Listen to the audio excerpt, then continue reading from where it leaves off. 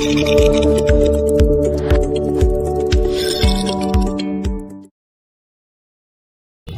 मिनिटात बोलणार आहे मी, अधिक वेळ घेणार नाही. मगाशी म्हटल्याप्रमाणे हा काही मेळावा नाही, ही कुठली सभा नाही.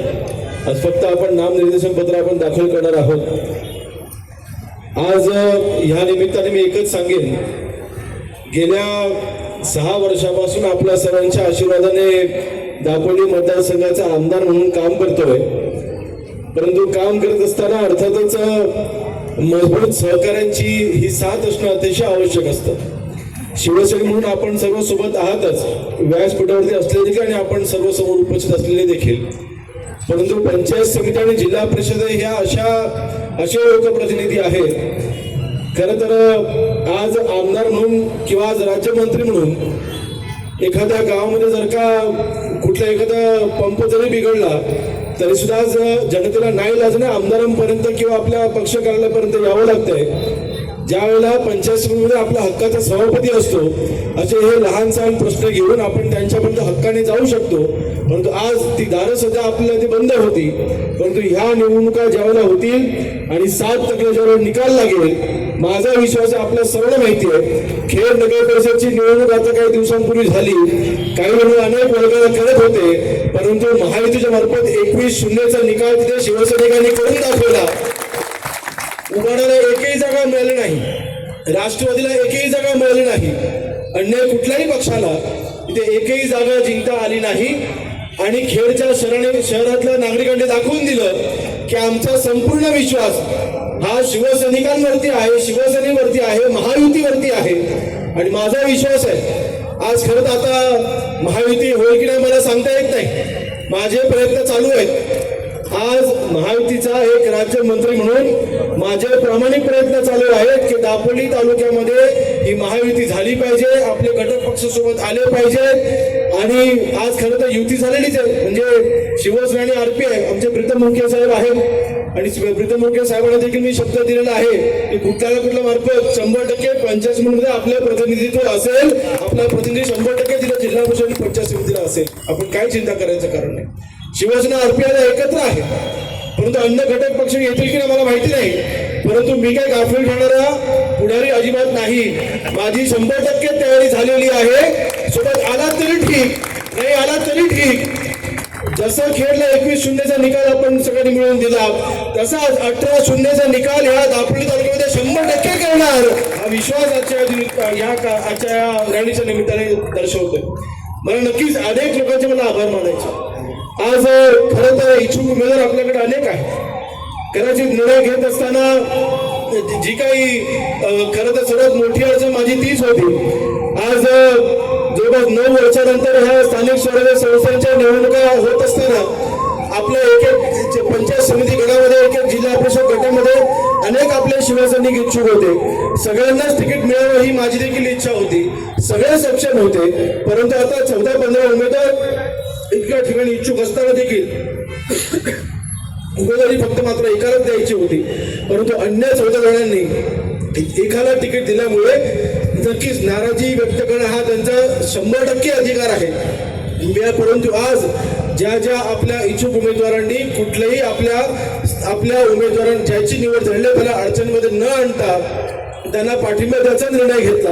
आपल्या शिवसेना पक्षाच्या वाढीकरता त्यांनी घेतलेला निर्णय, त्यांनी जी संयमाची भूमिका दाखवली त्याचं उत्तम उदाहरण म्हणजे मी अगदी आपल्या सर्वांना माहिती आहे की आपल्या जिल्ह्याच्या समाज कल्याण सभापती म्हणून आपल्या चारू त्यांनी देखील काम केलं. परंतु आज त्यांनी सामंजस्याची भूमिका बजावून आज चारू देखील आज आपल्या व्यासपीठावरती आपल्या उमेदवारांचा फॉर्म भरण्याकरता ते उपस्थित आहेत. मी त्यांचं देखील मनापासून आभार मानतो, त्यांचं अभिनंदन करतो. आपल्यासारख्या शिवसैनिकांमुळेच आज दापोली तालुक्यामध्ये शिवसेना ही मजबूतीने उभी आहे. म्हणून ताई काय चिंता करू नका. आज जिल्हा परिषद सदस्य मी काल देखील आपल्याला म्हटलं होतं की जिल्हा परिषद सदस्याच्या वरच्या स्तरावरती आता आम्ही तुम्हाला पाहतो. 100% तुम्हाला न्याय द्यायचं काम हा योगेश कदमकर रामदासभाई करतील, हा माझा तुम्हाला शब्द आहे. आज आपण सर्वांनी घेतलेल्या सामंजस्याच्या भूमिकेमुळे म्हणून शेवटी आज आपल्या पक्षाचे हात मजबूत करायचे. आज आपल्या मतदारसंघाला मिळालं हे राज्यमंत्री पद हे आपल्या सर्वांच्यामुळे मिळालेलं आहे. आपल्या मतदारसंघाला मिळालं हे राज्यमंत्रीपद हे आपल्या सर्वांच्यामुळे हे मिळालेलं आहे. त्यामुळे आपल्याला मेहनतीने आपल्या ह्या येणाऱ्या 5 तारखेच्या निवडणुकामध्ये शेवटी आपल्या हक्काचं धनुष्यबाण आहे. आणि मला फक्त आज एकच सांगायचंय, जे आपले काही असे आपले सहकारी होते जे आजपर्यंत हिंदुत्वाचं चर्चा करत होते, आपले असे काही घटक पक्ष होते की हिंदुत्वाच्या नावाने अनेक रॅल्या काढल्या, अनेक तिथे मोर्चे काढले, परंतु ज्या हिंदुत्वाला ज्या पक्षाने विरोध केला आज त्यांच्यासोबतच आज ती युती करायला बैठका घेतात, ह्याच्यापेक्षा दुसरं कुठे दुर्दैव असू शकत नाही, दुसरं दुर्दैव असू शकत नाही. आणि आपलं हिंदुत्व 100% कडवट आहे. आपलं हिंदुत्व कडवट असताना परंतु आपण कुठल्याही समाजामध्ये धर्मामध्ये आपण कधी तेढ निर्माण करायचं काम केलं नाही. आज सगळे समाज बांधव आपल्यासोबत आहेत, सर्व धर्मपंथी आपल्यासोबत आहेत. आपल्या सर्वांना माहिती आहे की आपल्या दापोली तालुक्यामध्ये असो की आपल्या मतदारसंघामध्ये असो आपण कधीच भेदभाव केला नाही. आपले मुस्लिम बांधव असले आपण त्यांना सगळ्यांना घेऊन आपण पुढे जातो. आणि येणारी ही आपली वेळ घातलेली स्थानिक स्वराज्य संस्थांची निवडणूक, जिल्हा परिषद पंचायत समिती आपल्या कार्यकर्त्याची निवडणूक आहे. आणि आपल्या सर्वांना अतिशय ठामपणे सांगतोय, आपल्या प्रत्येक उमेदवाराच्या पाठीशी हा योगेश कदम तुमच्या पाठीशी खंबीरपणे उभा आहे. काही चिंता करायचं कारण नाही. संपूर्ण ताकद लावायचे, साम दाम दंडभेद सगळं जाणलो, परंतु 18च्या 18 सगळं उमेदवार निवडून आल्याशिवाय योगेश कदम देखील शांत बसताना या माझा तुम्हाला शब्द आहे.